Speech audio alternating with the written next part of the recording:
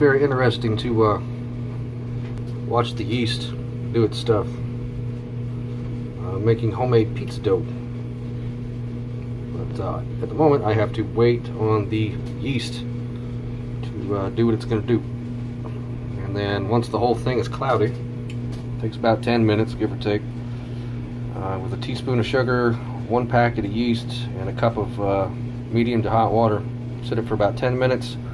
And you're going to put in about 2.5 cups of regular flour and mix it all together till it looks like a dough, and then knead it on a cutting board. Alright, so that is a successful yeast reaction. The cultures are doing what they're supposed to be doing.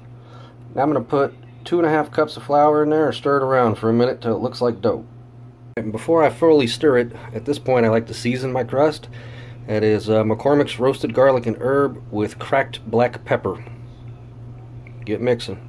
Once it gets to this point and it looks like a dough, go ahead and take it out of the bowl, put some flour on a cutting board, and you're going to have to pound this out until it's consistent. Alright, so now that you got it on the cutting board, that's about 1/4 cup of flour. You want to beat this thing up like it owes you money for a while.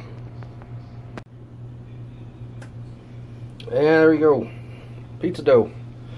You want to get a decent sized baking sheet.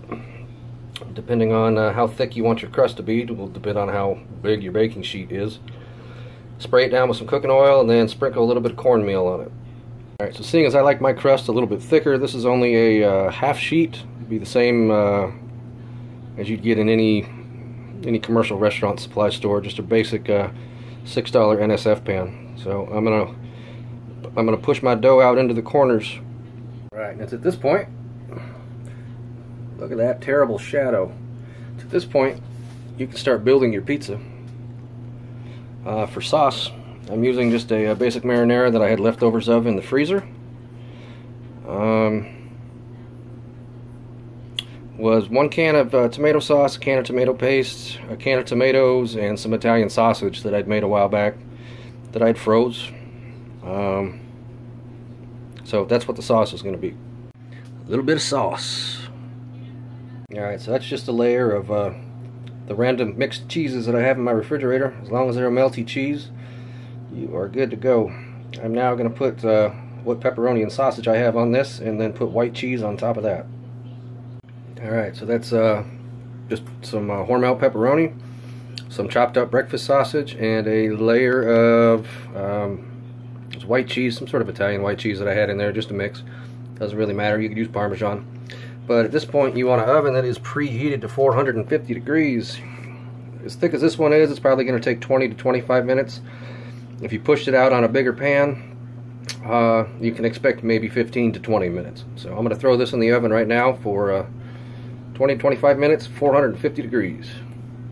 So that bad boy was in the oven for about 23.5 minutes. Everything is nice and golden brown on the top. However, I'm going to let it sit in that pan for a good 5 minutes before I transfer it to my cutting board, because once it cools off, it's a little bit easier to work with, because it's going to be extremely hot, and yeah, not the strongest of things, but give it a few minutes to cool down.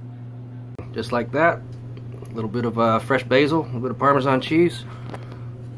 Look at that shit. This is definitely not a pick it up and eat it pizza. This is a eat it with a fork pizza. So that is roasted garlic and herb scratch made pizza, fuckers.